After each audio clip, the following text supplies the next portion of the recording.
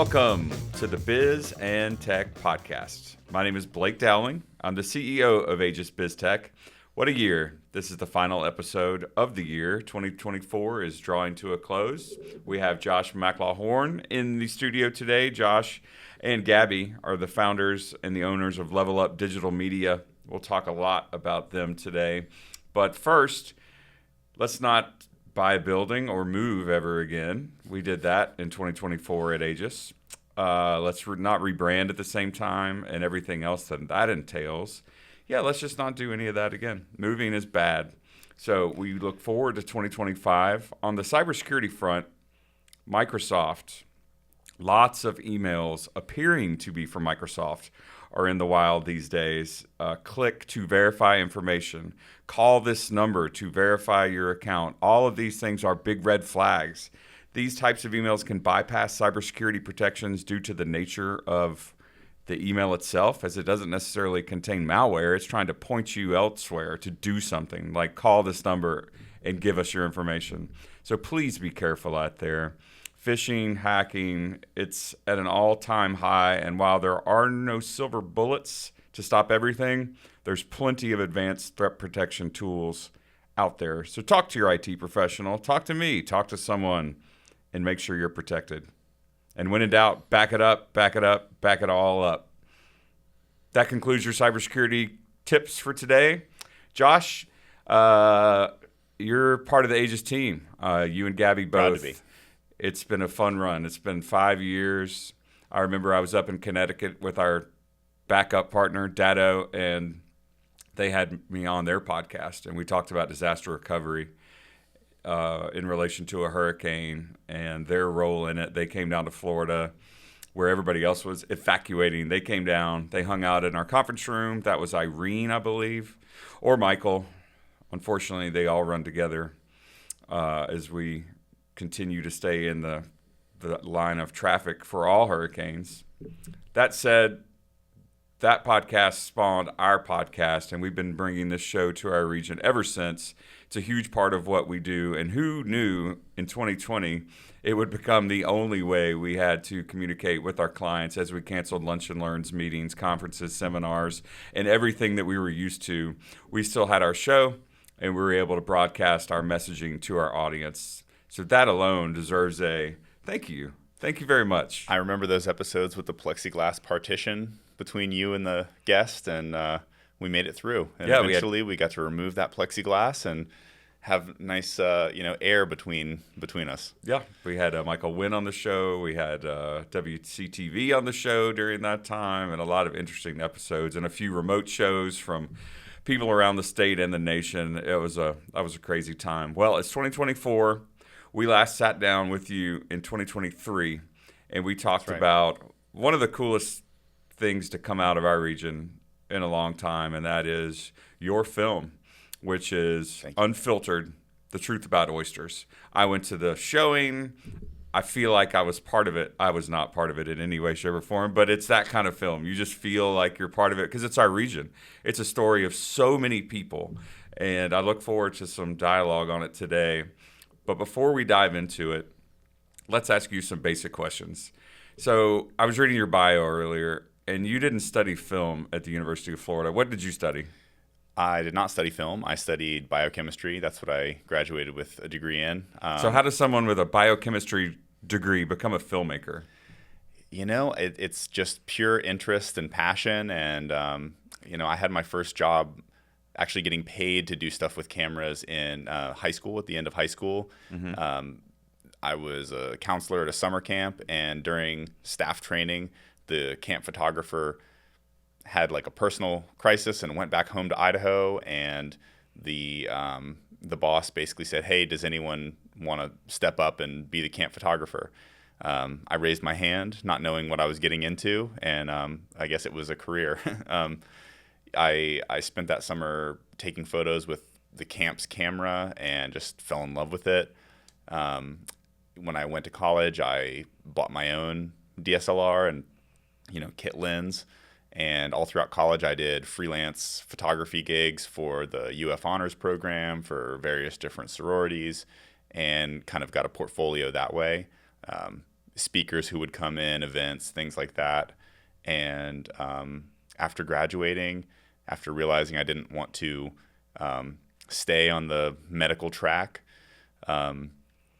didn't really know what I wanted to do, but I wound up getting hired at a video production company here in town based on my photo portfolio.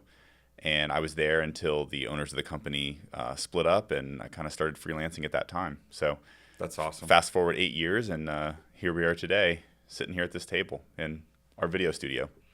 Well, I don't want to answer for you, but I'm going to ask your proudest moment in your career with a question in front of it to make you confused as our guest. Tell us about your Super Bowl commercial. Okay. So yeah, our Super Bowl commercial we produced with the Consolidated Dispatch Agency. And what year was this? This was last year. This was last year. Okay. Last year, awesome. yes. So this is the folks that pick up the phone when you call 911. They are the first of the first responders. Mm-hmm. We got to go to their operations center, which is over by Tom Brown Park, and it is this incredibly technologically complex room where everything's interconnected. They take bathroom breaks in a very specific way so that the phone is always covered. You never know when an emergency is going to happen. So yeah, we got to work with David Odom and Ellen Hutzel, and we produced what was really a recruiting video for them, trying to recruit people to be 911 operators. And so that ran during the Super Bowl, and we were very proud of that, and I think the commercial came out great too. But my proudest career moment would have to be winning the Emmy for Unfiltered in the documentary category. That's huge. It was just a surreal moment after 4 years of producing the film and a year and a half of trying to get into film festivals and getting into them and going to them, and just when you make a film, you forget about the second half of it, which is promoting the film. There are lots of films that get made, and getting people to see it is a whole different battle, a whole different skill set. And so to your point earlier, you said you feel like you were part of the film, and you said you weren't. I would disagree. I think you are a part of the film by giving me a platform to talk about it. It's a documentary about water quality. It's a documentary about the collapse of an environment. And that's the kind of thing that the more people who know about it, the more that real world change can actually happen to, make the situation better for oysters and thus all the other species that depend on oysters. So I'm very grateful for an opportunity to talk about the film, because people knowing about it is how people watch it, and people watching it is how they become educated. Well, it has certainly made its rounds around the globe, for that matter, and we can talk about its reach in a second. So that journey from idea to being ready, that took 4 years? Yeah, I need to count real quick. So late 2018 is when we started researching. The pandemic happened in the middle of production, but the film was done in 2023. So, and getting anything done during that time was interesting. It was like 4 and change years just to produce it. Wow. It would have been faster if not for the pandemic, but it was definitely an experience. We have a commercial video production company. We do lots and lots of shorter form content, 30-second commercials, short social media content, brand videos that are 3 to 5 minutes long, that kind of thing. But this was a feature-length film. It was an hour and a half long, the theatrical version. And I think I saw the uncut version. You saw the 2-hour the pre-film festival version, yes. And let's talk about that, because I'm sure people listening don't know what an editing room look or feels like. How many hours of footage did you compile approximately in 4 years? And how did you get that into 2 hours? And then again, how did you get that into an hour and a half? Yeah, so what I always like to say is it's like cooking. Making a video, making a film is a lot like cooking. Don't cook bad. Don't cook bad. Yeah, exactly. No, but you have to source the ingredients, and that's the metaphor to that is going out in the field and capturing the raw footage that you have to work with, because at the end of the day, the most skilled editor can only do so much with mediocre footage, with bad footage. So you've got to source these ingredients.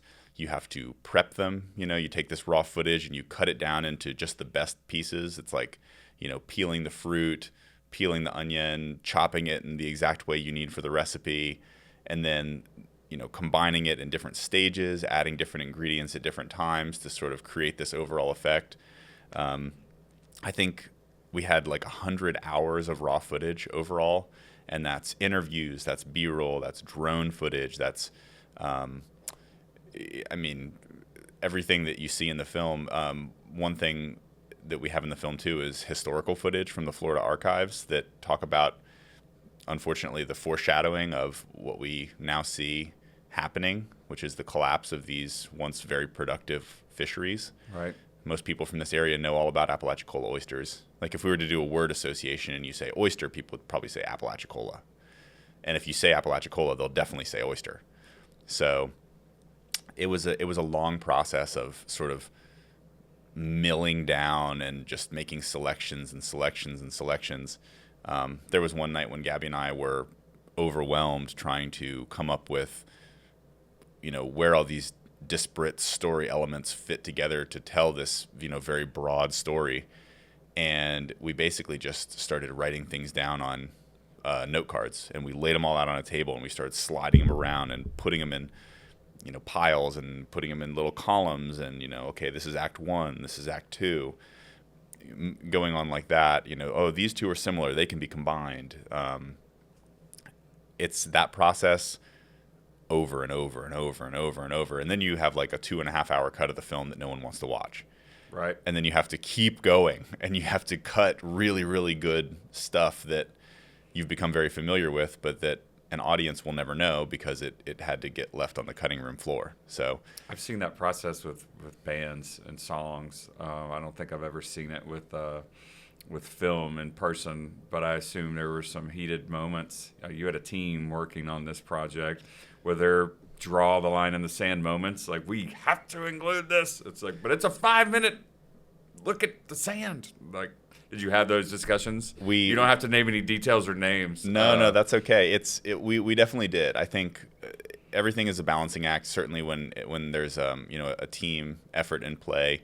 Right. Another thing too is we wanted to tell the story in its most true form. We didn't want to put any spin on it. We didn't want to have narration that we wrote telling the viewer what to think, and that really made it a lot harder to edit because we had to use just the words of the people we interviewed, which was a very interesting challenge. And that's part of why the film is called Unfiltered. Part of it is because if we don't have oysters, we don't have anything out there filtering the water, so the water is unfiltered, but really the story is unfiltered too because we're not putting any spin on it. It's you're hearing from the experts, you're hearing from the people who are multi-generational seafood harvesters, people who have been as close as possible to this issue. Mm-hmm. Definitely there were some times when we went back and forth about the best way to portray a certain issue or how much time to spend on something. One example is aquaculture, farming oysters in those big floating cages you see out on the bay when you drive along the coast. Sure. We thought that was going to be a much larger part of the story when we first started filming. And so we've got, a dozen hours of aquaculture interviews. And while aquaculture is an important part of the story, it wound up being a subsection of one section of the film, of which there are 5 main sections. So with some films, you know what you want to make, and you kind of build it according to blueprints. This was much more of an exploratory filmmaking process. We went out and filmed some stuff and kind of took time to digest it and listen to it, watch it over and over, go out, get some more. Maybe this interview at the end of it, they'd say, you really need to talk to so-and-so. And then so we go and we interview so-and-so and realize, mind blown, we should have talked to this person first. Right. But you don't know until people connect those dots for you. So it felt very journalistic. It felt just very, organic the way that we produced it, which of course made the process much longer.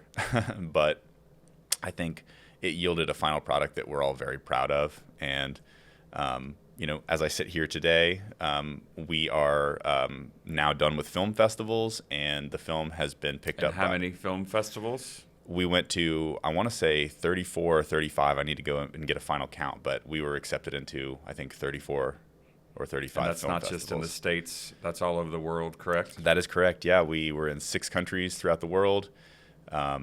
United States, Canada, the UK, Mexico, Spain, and Brazil. Awesome. And we won, I think, 11 awards at these film festivals, including Best Documentary, Best Feature, Best Feature Documentary, Best Editing, Best Director. At the Fort Lauderdale International Film Festival, we got the Rob Stewart Environmental Film Award. For listeners who don't know who Rob Stewart is, you may have heard of the film Shark Water. Right. It's the film about shark finning and the practice of shark finning. And that film, Shark Water, started this global movement to ban the finning of sharks, which is a cruel process where they essentially cut the fin off and throw the shark back in the water. And we're hoping for that kind of change to come about from Unfiltered. We really want all these coastal communities that have oyster reefs, have historically had oyster reefs, to make the changes that are necessary to allow those oyster reefs to regrow, because oysters are really the foundation of the health of coastal ecosystems. It's what makes the clean water. It's what makes those big, beautiful game fish that people love to catch. So healthy oysters leads to all the things that people love about the beach and the water. And talk about the other players in the film. Yes. So the producer is Chucha Barber. Many people know Chucha as the director of the Brogan Museum, the Mary Brogan Museum, which we had in Tallahassee for many years. It was an art and science museum. I certainly miss the Brogan, but I'm glad that Chucha is the producer on this film. She's just magical. Guy Harvey is a big part of our film. In fact, the Guy Harvey Foundation is a sponsor, and Chucha made that happen. I mean, we were brainstorming one day, like, it'd be great to have a celebrity associated with the film. And we're like, well, what about Jimmy Buffett? He's got an ocean foundation. And Reach for the stars. Reach for the stars, exactly. And in my head, it was kind of like a thought experiment, and for Chucha, it was like action items, and she's like, well, give me a week or two, and then Chucha comes back and she's like, so I just got off the phone with, the executive director of the Guy Harvey Foundation, and Steve Roden, exactly. And amazing individual. Yeah, we're lucky to have Steve here, and he does a lot of great work with that organization and many others in the community. He does. Yeah, Steve actually conducted the interview with Guy. Gabby and I went down to Guy's gallery in Fort Lauderdale, and we're filming him, and Steve was asking all the questions, and Guy is just such a nice and down-to-earth guy, no pun intended, and his daughter Jessica, who now runs the foundation, is just amazing as well. It's a great pun. Yes. I'm surprised he doesn't use it. It's an accidental pun that I make every time I talk about Guy Harvey. But the work their organization does is awesome, and we're very proud to have them as part of the film, because to be recognized by somebody. I'll say the way Guy got involved, he actually saw a rough cut of the film that we shared with him after Chucha made contact with him, and he saw this unfinished version of the film, and he just responded, I'm in. I want to be involved with this, because his foundation does a lot of conservation work, which is, I think, so important for big organizations to do, because we live in this time when it's very hard for individuals to achieve large scale change. And so to have these huge organizations and these big recognizable brands embrace these causes, it really gets people thinking about it, and to donate a portion of proceeds to conservation efforts and things like that. I mean, it's a model that I would like to see a lot more organizations follow. Hear. Yeah. And I'd be remiss to not mention Gabby, who is behind the camera over there. She was my co-editor on the film. She helped me, brainstorm the organization for the flow and the format. She did all of the custom animations. We had, certain things in the film, like, New York Times articles that were historical that we couldn't get the rights to show the scans of. And so we were brainstorming, like, how do we get around this? We have to cite this as evidence basically for the claims we're making.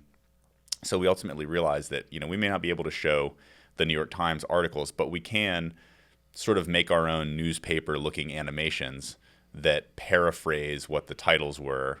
And those were great, especially during that, obviously, the Northeast portion of the film. That was cool. Yes. So that it was, like I always say, filmmaking is the intersection of creativity and problem solving, because no matter what you're doing, you're going to encounter problems. You encounter problems on set. You encounter problems in pre-production and planning. You encounter problems when you're in post-production. You're sitting in the edit suite, pulling your hair out, which you can see I pull a lot of my hair out.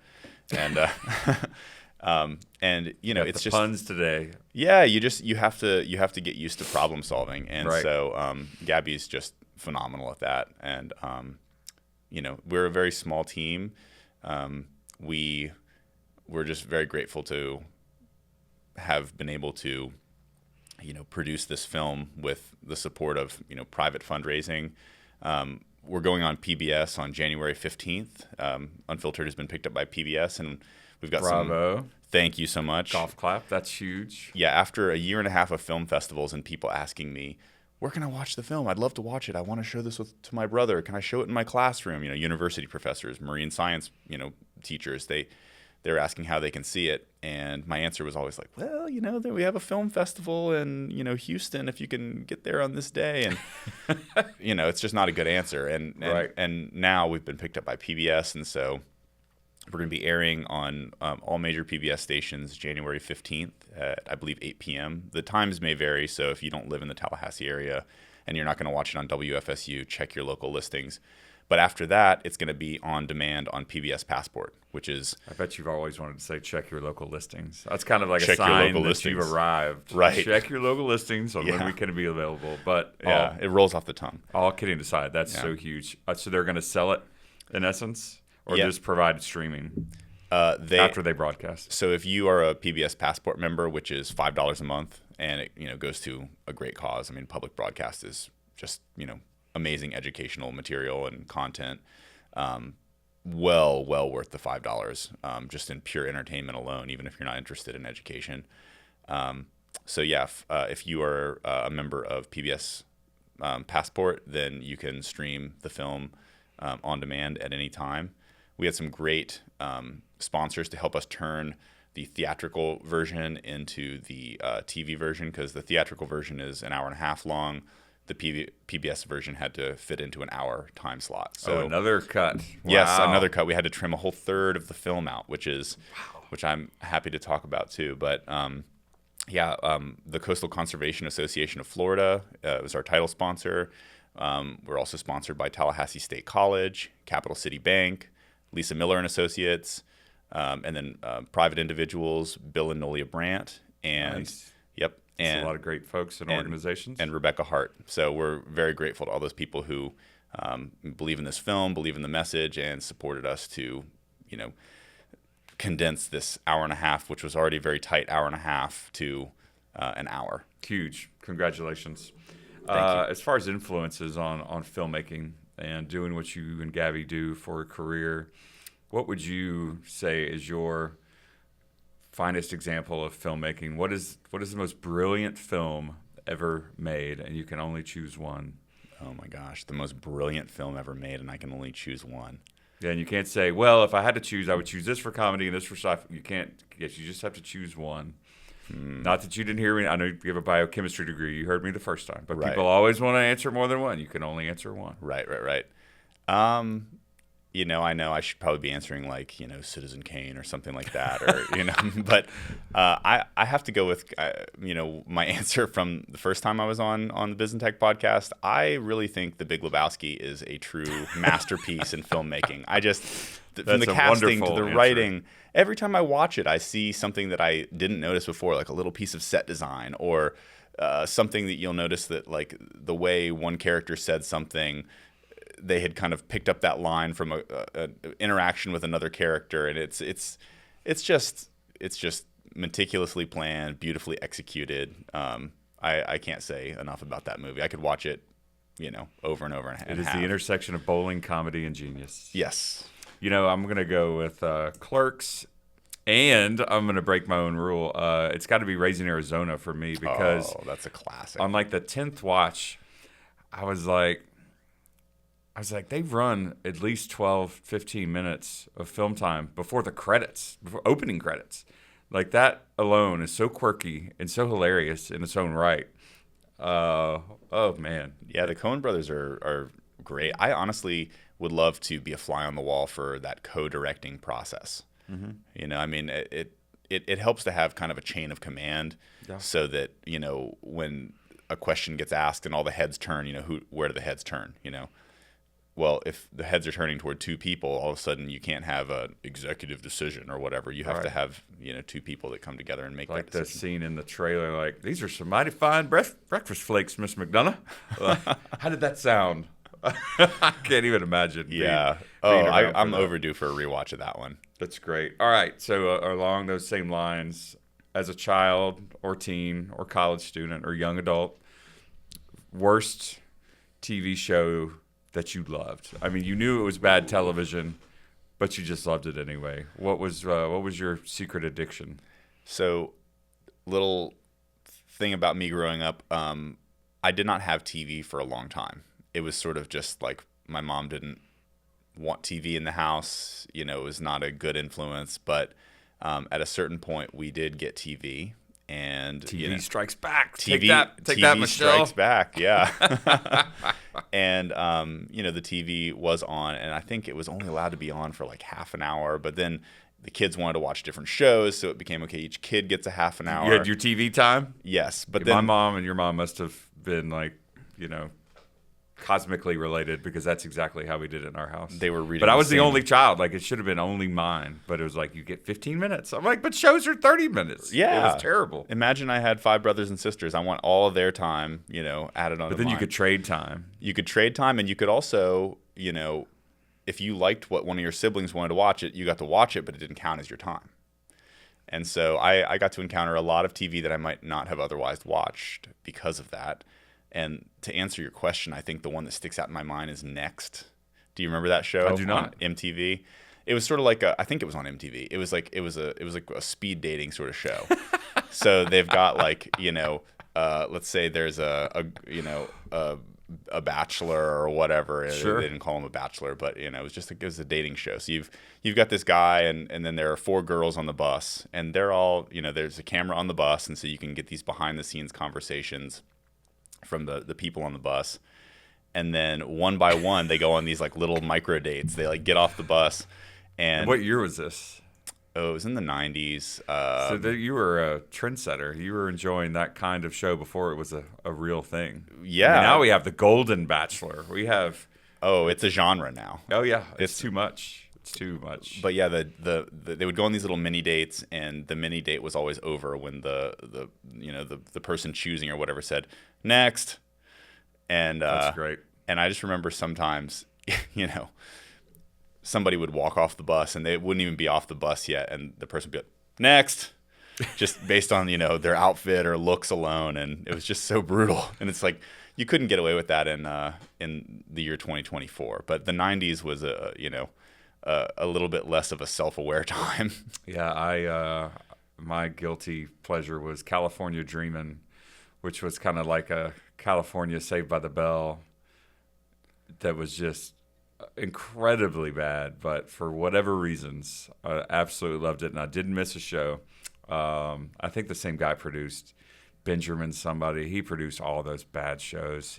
Once you master the bad show, it's kind of like Glenn Larson with good action TV around the same time, or I guess that was a little earlier.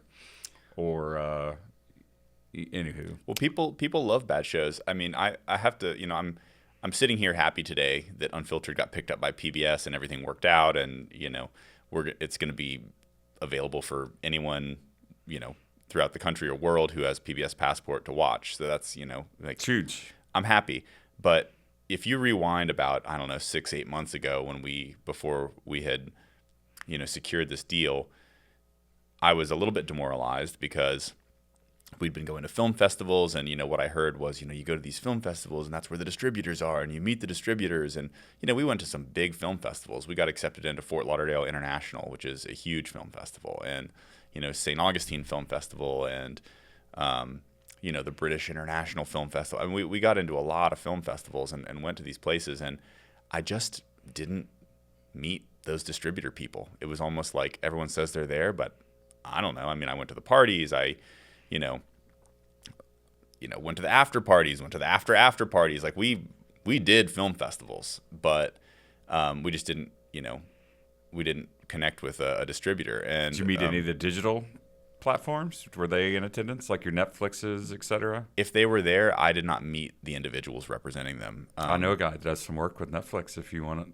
an introduction, let me know. Well, we'll see what happens with PBS, because it's PBS is, I think, going to have the film up for 2 years exclusively. It's a non-exclusive deal. So non-exclusive. Yes. Okay, so other platforms. We've actually been approached by the Church of Scientology. They want to put the film on their DirecTV channel. So yeah. There you go. We'll Blue shirts, black pants in the Tampa Clearwater area. We will be following up with them for sure. Yeah, they promote and brand very well. Yeah, and they have a DirecTV channel which is all about educational documentaries, and that's huge. Yeah, I know that. Yeah, they do. And so we might be working with them, and I think we're in talks with some others. But we earlier this year went to this conference basically called NATPE. It's the National Association of Television Producers and Executives, basically speed dating for buying and selling movies. There were people who, aggregate different genres and stuff there, and there were people who, like myself, who were trying to pitch, our film. And, we kept meeting with people, and they'd say, "Oh, so tell me about your film." And we'd start talking about it, and they'd say, "Oh, next." Yeah. No pun intended. Oh, yeah. That's what it felt like. No, literally, that's what it felt like. And they kept saying like, "Oh, documentaries are really hard. It's unless you've got a big celebrity in there." And I'm like, "Well, we have Guy Harvey." And these people from New York are like, "Who?" Right. And so it wasn't getting any traction. And they said, documentaries are just really, really hard to sell. And I was like, well, I kind of got frustrated at a certain point, because I swear I talked to every single person at this conference. And at one point, I asked this one guy, I was like, what kind of content would just fly off the shelves? I'm like, if I had this, I'm like, what would you be like? No questions asked. I want it. Here's a contract. Let's sign it. And his answer was unscripted reality.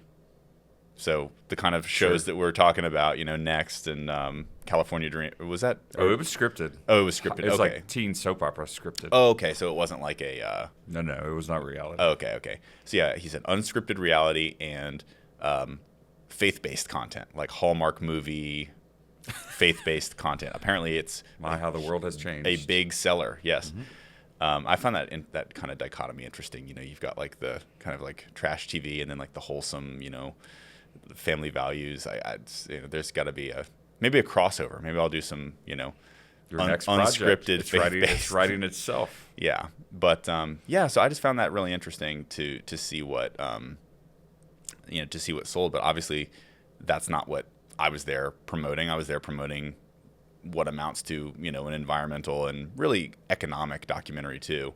Unfiltered is certainly, it talks about an environmental issue, but we don't come at it from just environment for the sake of environment, which is a very important thing, but we talk about why it makes good economic sense to do right by the environment. And that's, I think, why it's gotten so much traction, is because, we've had people from all over the political spectrum watch this documentary and respond positively to it.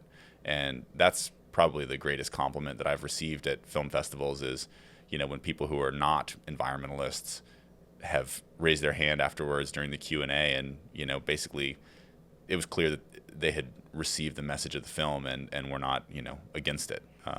Because I think a lot of people like to fish. I mean, here in Florida, we're this big peninsula. People travel to Florida for game fishing. And, all those game fish, they lay their eggs on, around oyster reefs. And, they eat baby oysters, and they hide in the oyster reefs from predators until they get big enough to, go out in the open ocean. So it's a big interconnected ecosystem, and without oysters, we don't have a lot of these species that people love to, go out on their deep water boats and catch. Well, huge. Well, congratulations on the success. What a journey from idea to PBS. That's a story in and of itself. Josh, it was great to have you today on the show. Thanks, Blake. Thanks for sharing the journey. Thanks for sharing the story. Tune into PBS to see Unfiltered, the truth about oysters with Josh. Thank you, Gabby, today for your production expertise and wisdom.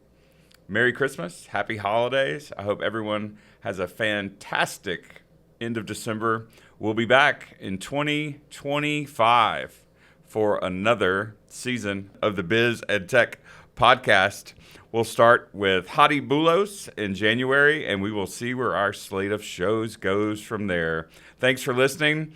According to Buzzsprout, 14 countries was our reach in 2024, so that's great. Thank you both for your expertise. We'll see you next time. Have a good one. Thanks, Blake.